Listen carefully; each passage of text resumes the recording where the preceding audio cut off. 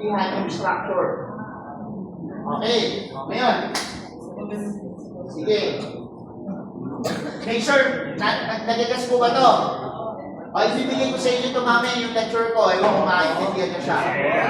O, ngayon, pag tinanong ko kayo, meron tinatawag na prefix length. Ayan. Ano yung tinatawag na prefix length? Nakita niyo yung mga given ko. Halimbawa, nilalagay ako ng ganito. Nakita niyo ba yung mga example ko sa inyo at saka yung given ko? Meron ako nilagay na ganito. 192.168.10/24. Nakita niyo yan? Yung mga slash ako? Naglalagay /8/29/30. Okay. Hanapin natin kung nasan yung /24. Diyan sa structure. Okay.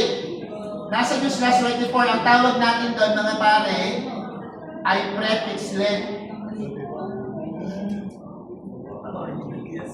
Prefix length.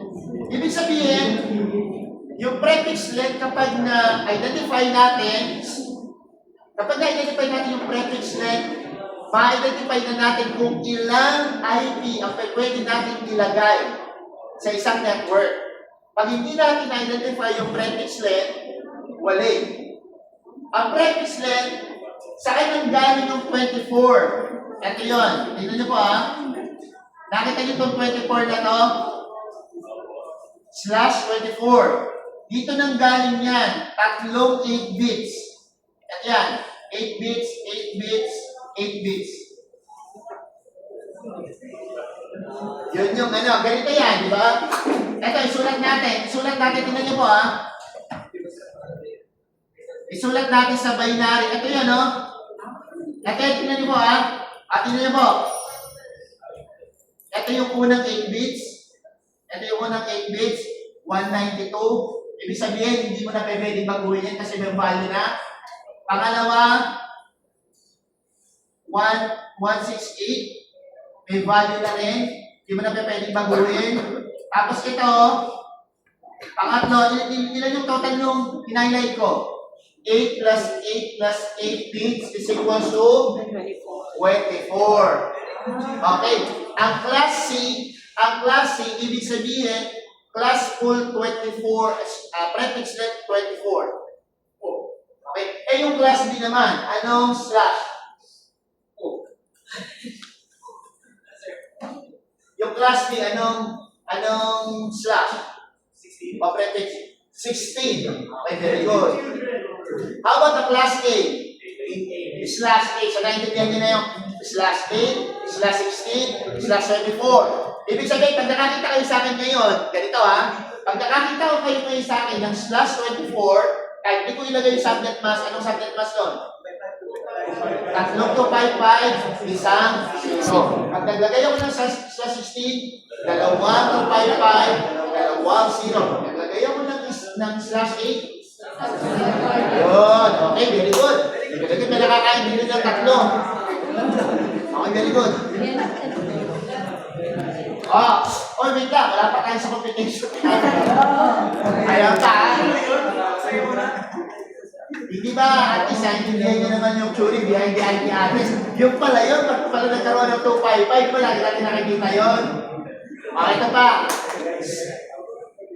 Ngayon, kapag /8, dito kayo, kapag /8, /24, /16, ang tawag natin doon, class full IP address.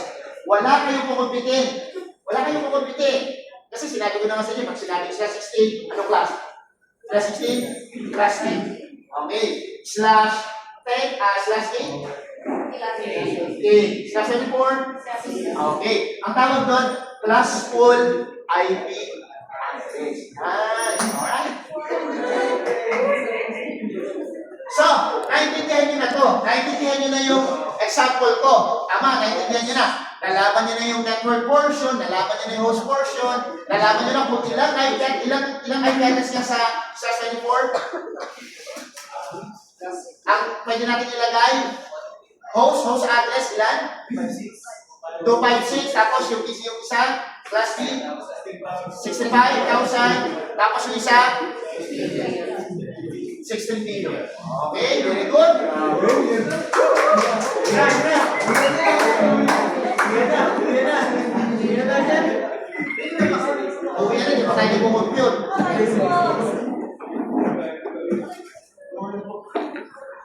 Okay, so okay na tayo din sa structure ng IP address. May tanong po ba kayo, mga tropa?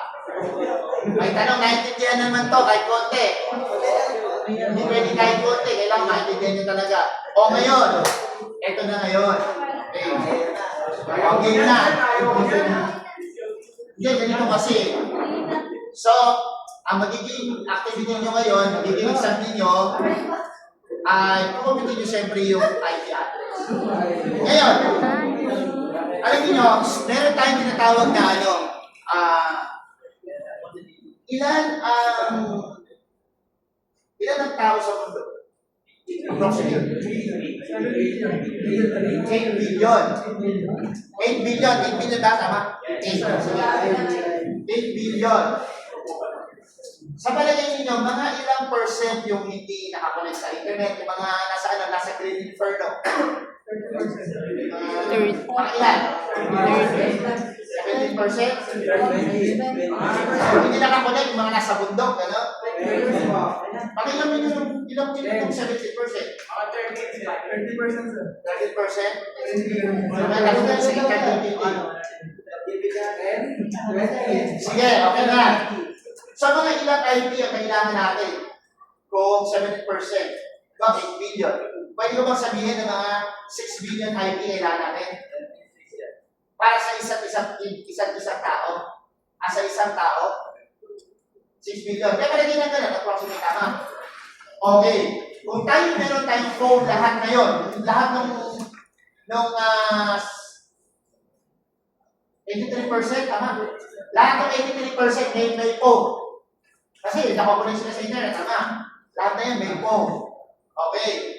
6 billion yun. Ngayon, merong isang tao, may-ari, katong dito si Sir Michael, may pag-aari na 2,000 computer. Meron pang may mga may-ari sa, di ba? Ilang computer yung meron sila. Tapos, meron pa tayo ngayon, may phone na tayo, may laptop pa. Sa palagay ninyo, ilang bilyong IP ang kailangan talaga? Ang dami. O 8 billion lang. 8 billion lang yung IP address na before. IPv4. Pero kung sa mga sila natin IPv4. Ilang IP address? Pag tinotal natin yung 256 multiplied by 256 multiplied by 256 multiplied by 256, ang total nun ay 4 billion lang. Ayun yung 6 pa nga yung ginawa ko eh. 4 billion lang pala ang kaya ni IP address. Ngayon, ang solusyon na ginagawa para ma-accommodate yung kulang. Okay, so there's a scarcity with the use of IPv4 address. Ngayon, ang ginagawa natin, nagkakaroon tayo ng tinatawag na subnetting. Ano yung subnetting? May IP address ka, yun ang gusto ng boss, yun ang gagamitin mong address, hahatiin mo ngayon yun. Kapag class full, wala tayong kinukompute. Tama. Pag sinabi ko, class 4, wala kinukompute. Pag naman ngayon naging ganito, at tawag na ngayon dito,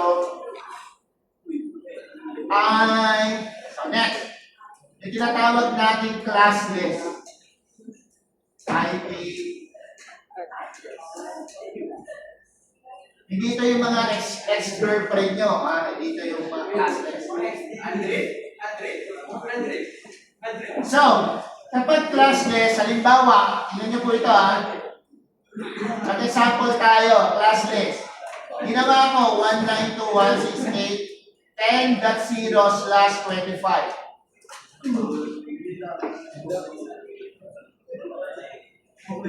Ano na ngayon yung subnet mask?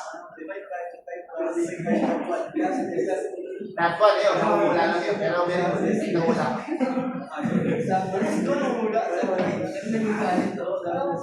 Hindi, hindi ba, hindi na natin alam. Kasi, hindi pa natin napag-aralan. Tama. Pero bago na yan, ang tawag natin dyan, kanina, so isa sa mga